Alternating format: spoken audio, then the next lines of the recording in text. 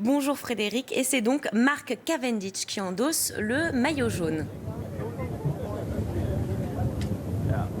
Et oui, alors c'est presque une surprise. Regardez, nous sommes devant son bus, son équipe africaine Dimension Data. Mark Cavendish est un coureur qui a marqué l'histoire du Tour de France. Il est en tout cas parmi ceux qui sont en course sur cette édition, celui qui compte le plus de victoires d'étape. Et on pensait que sa carrière était en déclin. On pensait qu'il n'était plus au niveau d'un Marcel Kittel, l'Allemand, ou même de Peter Sagan, le champion du monde. Et lorsque ces deux-là se sont présentés tous les deux en tête dans les derniers mètres, on s'est dit, ça sera un des deux pour le maillot jaune. Et finalement, c'est Mark Cavendish qui a jailli. Alors c'est une belle surprise pour cette légende du sprint international qui prend donc le maillot jaune, mais aussi le maillot vert du classement par points et qui remporte évidemment l'étape. Une étape marquée par une bien belle échappée de 4 coureurs, parmi lesquels un coureur français, Anthony Delaplace, qui est né dans le département de la Manche et qui, sur la fin de l'étape, a partagé avec un Américain, Alex Howes, un duo d'échappés que le peloton a géré